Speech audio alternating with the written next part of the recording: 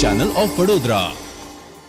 પાટણ શહેરના જૂના bus station road ઉપર ભૂગર્ભ ગટરમાંથી મેડિકલ વેસ્ટ નીકળ્યો હતો।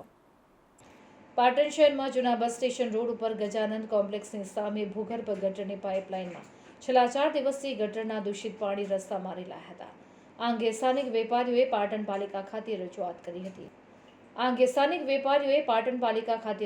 કરી હતી। તે રજૂઆતને ધ્યાનમાં લઈને સોમવારે ભૂગર્ભ ગટરની સફાઈ હાથ ધરવામાં આવી હતી, જેમાં મેડિકલ વેસ્ટ નીકળ્યો હતો, જેમાં વેસ્ટેજ ઇન્જેક્શન, વેસ્ટેજ પાટા સહિતનો કચરો નીકળ્યો હતો।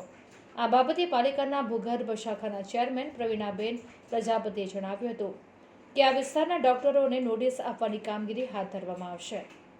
અહીંથી પસાર થતા વિદ્યાર્થી મેહુલ ચૌધરી અને જીગર ચૌધરીએ જણાવ્યું હતું કે અહીંથી પસાર થવામાં ભારે હાલાકી પડે છે, કારણ કે એક બાજુ ટ્રાફિક હોય છે અને બીજી બાજુ આ ગટરનું પાણી ઉભરાયેલું હોય। તો સ્થાનિક ધંધાના વેપારીઓએ જણાવ્યું હતું કે છેલ્લા 4 દિવસથી આ ભૂગર્ભ ગટરનું દૂષિત પાણી રસ્તામાં રેલાય છે, જેને કારણે અમારા ધંધા રોજગાર ઠપ થઈ ગયા છે। મેડિકલ વેસ્ટ રજિસ્ટ્રેશન વગરની હોસ્પિટલ સામે કાર્યવાહી કરવામાં આવશે। તાલુકા હેલ્થ ઓફિસરે જણાવ્યું હતું કે જગ્યાની તપાસ કરી મેડિકલ વેસ્ટ જણાશે તો આજુબાજુની હોસ્પિટલમાં તપાસ કરવામાં આવશે। જે મેડિકલ વેસ્ટ રજિસ્ટ્રેશન નહીં હોય તેવી હોસ્પિટલને નોટિસ આપવાની કામગીરી હાથ ધરાશે।